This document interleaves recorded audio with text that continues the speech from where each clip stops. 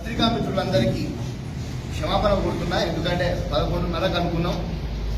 మా కేటీఆర్ గారు గుంతలు కనిపిస్తే 1000 రూపాయలు ఇస్తా అన్నారు. కుప్పం నుంచి ఇక్కడికి వచ్చేసరికి కొన్ని 1,00,000 గుంతలు కనిపించినాయి. ఆ గుంతల నుంచి వచ్చి నడుము కూడా జర కింద మీద అయిపోయాయి. మా కేటీఆర్ గారు మాత్రం మంచి రోడ్డు చెప్పారు. ముఖ్యంగా చిరుమర్తి రాజు మీద జరిగిన దాడిని మేము పూర్తి స్థాయిగా ఖండిస్తూ, ఎవరైతే ఈ దాడికి ఒక దళిత నాయకుడి మీద దాడి జరిగితే పూర్తి స్థాయిగా నిల్చొని మేమున్నామని చెప్పి ధైర్యం ఇచ్చిండ్రో వారందరికీ అంబేద్కర్ గారి సాక్షిగా మనస్ఫూర్తిగా నేను శిరస్సు వంచి వారందరికీ ధన్యవాదాలు. ముఖ్యంగా దళిత బంధు ధనికులకు కాదు, అట్టడుగున్న పేదలకు ఇవ్వాలి.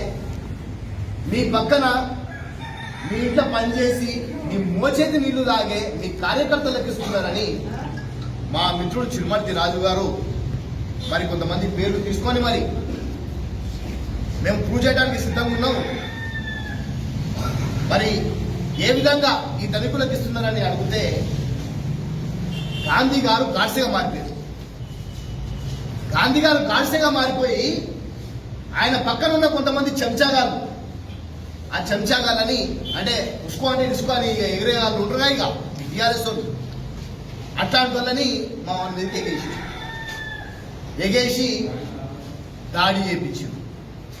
ఈ దాడి ప్రజాస్వామ్యం మీద దాడి పూర్తి స్థాయిగా. ఈరోజు దత్తబంధు ఎవరికి కావాలని అంటే తిండికి తిండి లేక వర్షాలు పడుతుంటే మరి పోయిన గ్రేటర్ హైదరాబాద్ ఎన్నికలలో 10,000 ఇచ్చి మరి ఈసారి మొత్తం మునిగిపోతున్నా కూడా పట్టించుకోని పరిస్థితులలో ప్రభుత్వం ఉంటే అట్లాంటి వారికి కావాల్సిన 10 లక్షలు ఎవరికి ఇస్తున్నాయా అంటే వీళ్ళ కార్యకర్తలు లోకేష్ అంట, బాబురావు అంట, మోజస్ అంట, భద్రయ్య అంట, టీఆర్ఎస్ పార్టీ కుక్కలని ఎందుకు అంటున్నానంటే వీళ్ళకేమో బిల్డింగ్లు ఉన్నాయి, ఫార్చునర్లు ఉన్నాయి, బండ్లు ఉన్నాయి. కింద తిననీక తిండి లేకుండా దళితులు బిక్కుమని బతుకుతుంటే ఈ దొంగనా కొడుకులు వీళ్ళ డబ్బుని దోచుకపోయి ఉన్న డబ్బుని మళ్ళా పక్కన పెట్టు.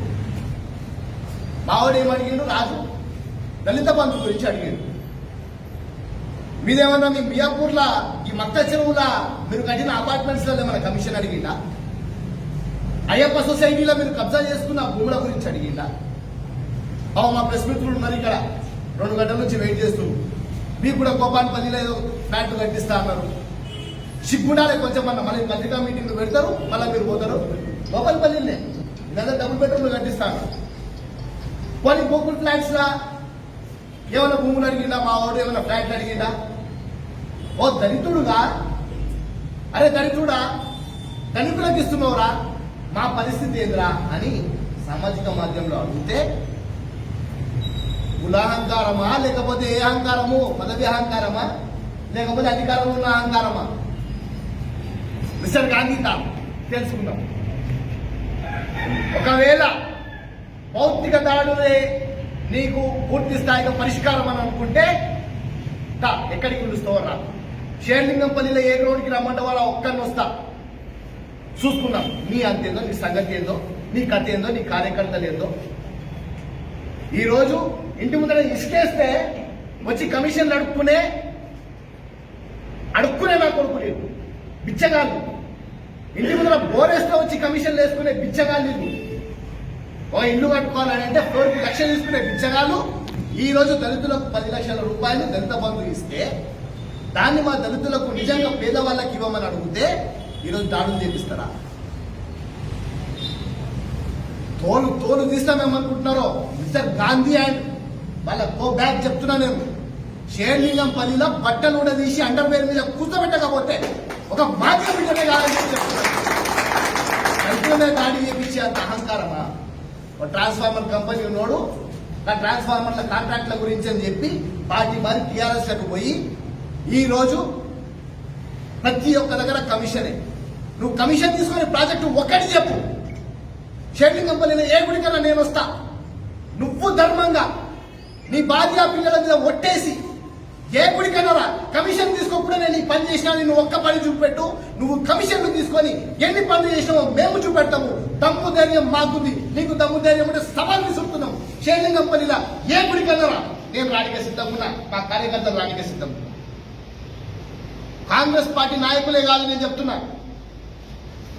ఈ ఖండ కావరం నుండి మీరు ఎవరి మీద దాడి చేసినా కూడా ఊరుకునే పరిస్థితి లేదు. మా వాళ్ళ కంటే ముందు నేను వచ్చి నిల్చుంటా, నా మీద పడుతుంది లాఠీ చూట అయ్యేది ఉన్నా కూడా. పోలీస్ వ్యవస్థ కూడా చెప్తున్నాం, నేను కంప్లైంట్ ఇచ్చినాం, ఎఫ్ఐఆర్ అయిందని తెలిసింది. కానీ హత్య చేసినోడు ఎంత నేరస్తుడో, హత్యకు ప్రేరేపించినోడు అంతే నేరస్తుడు. అదేవిధంగా ఈ దాడి ఎవరు చేసినో, ఈ దాడి చేయడానికి ప్రేరేపించిన ఆ ఎమ్మెల్యే గాంధీ కూడా పూర్తి స్థాయిగా ఇందులో ఎఫ్ఐఆర్ లో ఉండాల్సిందే, ఆయన మీద కంప్లైంట్ కావాల్సిందే. ఆయన మీద కంప్లైంట్ కాకుండా మాత్రం తప్పకుండా చెప్తున్నాం, పోలీస్ వ్యవస్థను వదిలే ప్రసక్తి లేదు. న్యాయస్థానాలను తట్టి మా దళితుల మీద జరిగిన దాడిని తిప్పికొడతాం. భౌతిక దాడిని చేయలేక కాదు బిడ్డ, మేము తలుసుకుంటే, మేము లాఠీ పట్టుకుంటే, మేము తుట పట్టుకుంటే, ఒకసారి కనుక మేము బెరగ పట్టుకుంటే టీఆర్ఎస్ పార్టీ నాయకులు ఆ పింక్ కండువా వేసుకోవాలంటే ప్యాంటులు పచ్చిగా కావాలి బిడ్డ. ఏమనుకుంటున్నారు? మీరు ఇచ్చిన వాగ్దానాలు ఏంది, మీరు చేసింది ఏంది? మియాపూర్కి తప్ప ఇంకెక్కడన్నా కానీ గాంధీ మొహం కలిసా కనుక్కున్నాం రండి. మియాపూర్కి కార్పొరేటర్ స్థాయి కూడా లేని ఈ గాంధీ ఈ రోజు దళిత అడిగేసరికి మా దళిత నాయకుల మీద దాడిని చేపిస్తారా? నేను వెంటనే ఈ సమావేశం నుంచి మా నాయకులకు నేను పిలుపునిస్తున్నాను. 9 కార్పొరేటర్ సెగ్మెంట్లు ఎక్కడైతే ఉన్నాయో, నిజంగా పేద దళితుల దగ్గర నుంచి ఎవరైతే దళితులు ఉన్నారో వాళ్ళ దగ్గర నుంచి అప్లికేషన్స్ తీసుకోండి, వాళ్ళందరినీ తీసుకొని గాంధీ ఇంటి ముందర బయట ఇద్దాం. దళిత బంధు నిజంగా దళితులకు కాకుండా ఎవరైతే పేద ప్రజలు ఉన్నారో వాళ్ళకి ఇప్పించే కార్యక్రమం చేద్దాం. నేను వస్తా మీతో పాటు, నేను వచ్చి మీతో పాటు నిల్చుంటా, చూసుకుందాం. ఇక్కడ ఈ శ్రీలింగంపల్లి నియోజకవర్గంలో ప్రతి ఒక్క దళితుడికి దళిత బంధు వచ్చేంత వరకు పోరాటం చేస్తాం. పిచ్చి పిచ్చి శంకలు చేసి పైసలు ఉన్న వాళ్ళకే కనుక మీరు దళిత బంధు ఇస్తే మీ ముక్కు నేలకు రాపిచ్చే బాధ్యత కూడా మేము తీసుకుంటాం. మిస్టర్ గాంధీ, మరొకసారి చెప్తున్నాను, జాగ్రత్తగా ఉండు, వెంటనే బహిరంగ క్షమాపణ చెప్పు, లేకపోతే బోనాలు దగ్గర వస్తున్నాయి, నువ్వు రోడ్ల మీద తిరగాలి. ఎమ్మెల్యేకి జాగ్రత్త బిడ్డ, ఎక్కడ దాడి చేస్తారో మా దళితులు తెలియదు. నేను చెప్తున్నా, దళిత కాంగ్రెస్ రాష్ట్ర అధ్యక్షుడిగా నీకు చెప్తున్నా, వెంటనే ఈ దళితుడికి క్షమాపణ చెప్పు. నువ్వు చేసిన తప్పు ఏదైతుందో ఆ తప్పుని ఒప్పుకో. ఈ తప్పుని ఒప్పుకోకపోతే బిడ్డ, నేను చెప్తున్నా, దళిత ద్రోహిగా మారుతావు. రాబోయే తరంలో నిన్ను అడుగడుగున దళితులు ఎక్కడ అడ్డుకుంటారో తెలియదు, కానీ చెప్పులు గుట్టే చేతులతో అదే చెప్పులు తీసుకొని నీ మెడ మీద ఒక్క దెబ్బ వేయకపోతే ఈ దళితులు చూడండి. ఏదో దళితులే కదా ఏమడుగుతారులే అనుకుంటున్నట్టు బిడ్డ, మరొకసారి చెప్తున్నా, నీ షేర్లింగంపల్లి అడ్డాల నువ్వెక్కడైతే ఎమ్మెల్యేగా గెలిచినవో అక్కడనే నీ మీద కోడి గుడ్లు టమాటాలు ఇసిరిపియకపోతే నా పేరు ప్రీతమే కాదు బిడ్డ. నువ్వు వెంటనే క్షమాపణ చెప్పి ఈ దళితుడికి ఏదైతే అన్యాయం జరిగిందో, ఈయన పెట్టిన పోస్ట్ ఏదైతుందో నిజంగా దాన్ని మీరు ఒకసారి పూర్తి స్థాయిగా విని నువ్వు తప్పు చేసినావని చెప్పి నిర్ధారణ తెచ్చుకొని ఇలా క్షమాపణ చెప్పాల్సిన అవసరం ఉందని చెప్పి నేను తెలియజేస్తున్నాను. మైపాల్ గారికి నేను ఓ యోజన కాంగ్రెస్ నాయకుడిగా నేను చెప్తున్నా, దళితులకు అండగా మీరు ఉంటున్నారు, కానీ నిజంగా పేద దళితులు ఎవరైతే ఉన్నారో వాళ్ళ దగ్గరికి అప్లికేషన్స్ పట్టకపోండి. ప్రతి ఒక్క కార్పొరేటర్ డివిజన్స్ లో మనం కెనోపి పెట్టి పూర్తి స్థాయిగా దళితుల దగ్గర నుంచి అప్లికేషన్స్ తీసుకొని ఆ ఎమ్మెల్యే గారి ఇంటి ముందు కూర్చుందాం. ఎమ్మెల్యే గారు అంటే పెద్ద కిరీటం అనుకుంటున్నట్టు ఆడు కూడా మంచి కిటగాడే. మనం ఓట్లేస్తే కానీ ఆయనకు ఉద్యోగం రాలే. సరే, పైసలు ఉన్నట్టున్నాయి, పైసలు ఉంటే మనిషి పెట్టుకో బాయ్సాబ్, కానీ దళితుల జోలికి వస్తే మాత్రం ఊరుకునే పరిస్థితి లేదు. మరొకసారి చెప్తున్నా, ఈ షేర్లింగంపల్లి నియోజకవర్గంలో సుమారు 60 నుంచి 70 వేల మంది దళితులు ఉన్నారు.